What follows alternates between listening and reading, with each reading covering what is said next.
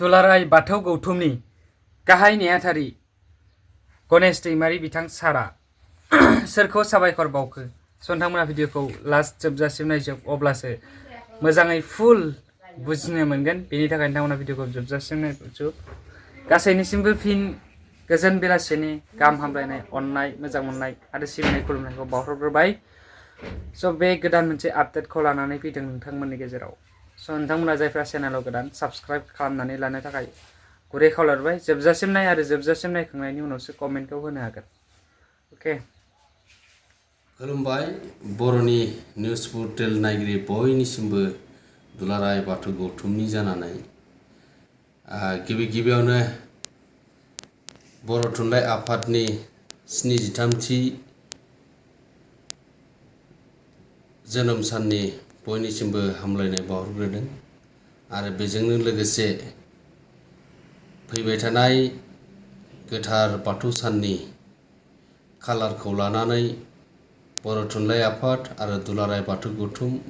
आरो बाथौ सिबियारिफोरनि गेजेराव ससियेल मिडियायाव गोबां दान्थे बिदान्थे जादोंमोन आरो बेखौ लानानै सावरायनायबो जादोंमोन आरो बे सावरायनाया मैया जों मोनथिनो मोनदों बर' थुनलाइ आफादनि मावफुंमेलनि गेजेरजों बे खालारखौ सोलाय सोल' खालामनो हाबाय आरो जों मोनथिनो मोननाय बायदिब्ला फैगौ जानुवारि दाननि 10, 11, 12 इं खालार 2025 मायथाइनि बेवहाय उदालगुरि जिल्लानि सिङाव थानाय डिमाकुसि ओनसोलाव बे हाबाफारिखौ खुंनो लादों आरो बेवहायनो बै बर' थुनलाइ आफादनि 64थि बोसोरसालिया जथुम्माखौ खुंनो लानाया जोबोरैनो बाख्नायजाथावना आरो बरायथावना आरो बे हाबाफारिखौनो लानानै गोबां बार सावरायनाय जादोंमोन। गोथार बाथौ साननि सानाव गोलैनाय दंमोन 28 जानुवारि इं खालाराव आरो बेखायनो बेखौ सोलाय सोल' खालामनायखौ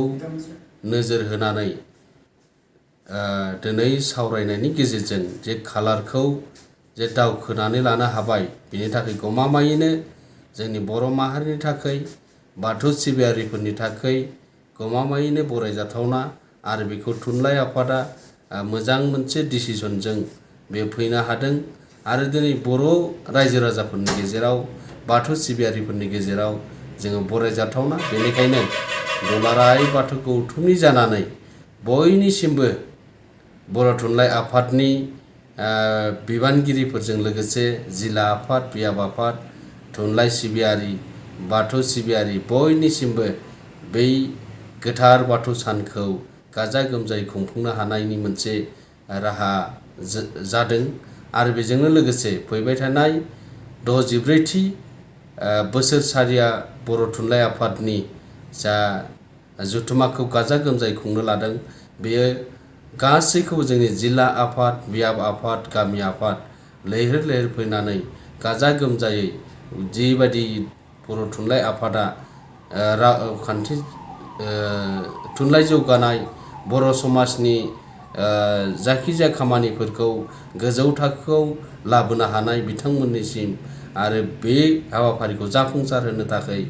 दुलाराय बाथौ गौथुमनिफ्राय साबायखर बावदों आरो बे जोंनि थाखाय बै खालारखौ रायजो राजाफोरनो मोनथिहोनायनि थाखाय आरो जोंनि जिल्ला आफाद बियाब आफाद जाबायदि हाबाफारि लादोंमोन बेखौ गाजा गोमजायै खुंफुंनो हागोन आरो बेखौ नोजोर होनानै बयखौबो फोरमायनायजों लोगोसे बर' थुनलाइ आफादनि बिबानगिरि बिथांमोनखौ दुलाराय बाथौ गौथुमनि जानानै साबायखर बावदों आरो बे गमामायैनो जोंनि बर' हारिनि थाखाय मोनसे मोजां डिसिसन जादों आरो सावरायनायनि गेजेरजों जोङो लानो हादों। गोबां ससियेल मिडियायाव दान्थे बिदान्थे जादोंमोनब्लाबो जों गासैखौबो जोंनि हारिनि सार्थआव आरो दिनै धोरोमनि सार्थआव